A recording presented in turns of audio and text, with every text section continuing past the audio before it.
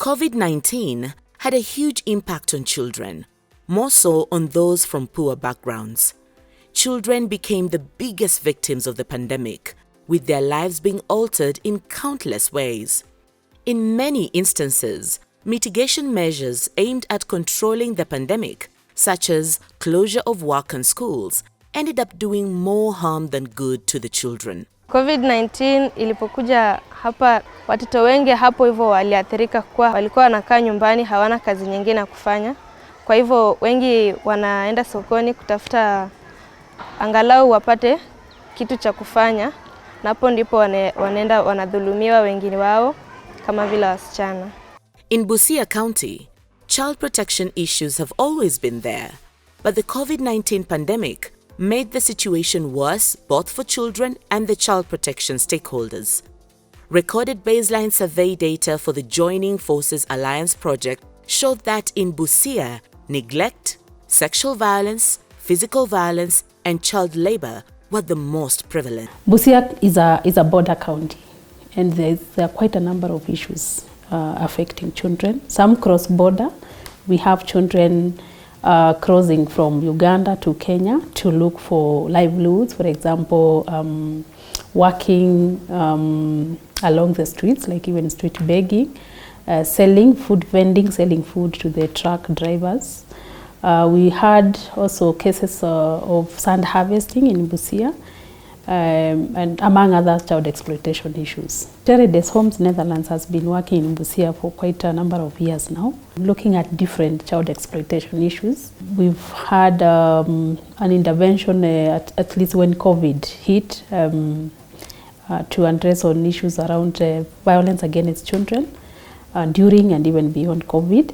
For children to be adequately protected, it is critical that they must be active participants in addressing their protection needs. Their voices must be listened to. With schools closed, children who mostly found a safe space in schools and a voice through the child rights clubs no longer had that avenue. The JOFA project created avenues through which children could still raise their issues even in the absence of the usual channels such as the school-based child rights club. We have a child rights club. When we meet, we always teach each other about our responsibilities. Sometimes we work there in our shambas, we plow them, and we go to class. JOFA imetufanya tukatengeneza friendship na wa duty bearers. Kwa mfano, tulipata nafasi ya kuzungumza na Deputy Chief Justice. Hapo tulimuuliza maswali ambayo alitujibu. Tukajua kwamba watoto tunawakilishwa kila mahali katika taifa la Kenya.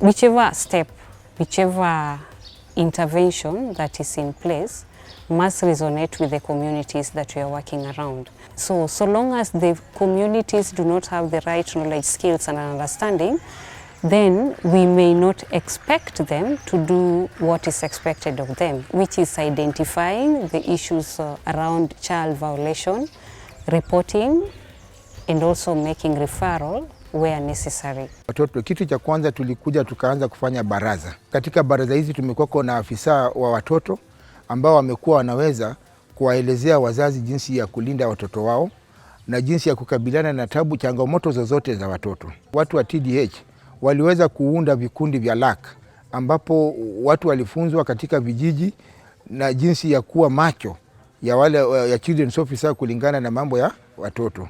The JOFA project in Busia has worked towards strengthening the capacity of child protection service providers, including for duty bearers, to enable them to respond to children's needs and to offer quality services while adopting new approaches to respond to child protection issues during the crisis. The JOFA training came in at a time when we were in a crisis. The knowledge that we were able to acquire, it really helped us in terms of solving our issues which we didn't know where to refer.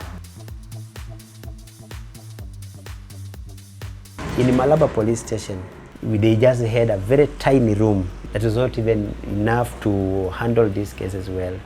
After our concern, I believe, reached somewhere, TDH offered to construct a gender desk office here.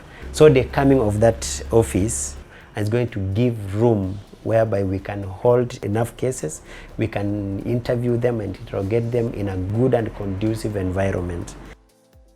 At least now we have structures like AAC functional, the capacity of AAC members well developed, and also ability to do proper case management and referrals have been improved. Mradi wa JOFA umenisaidia kwa kunielekeza jinsi ya kujitunza nisipate tena ujauzito. Tumaini yangu tu ni kusoma ili nikaweze kusaidia mzazi wangu na mtoto wangu.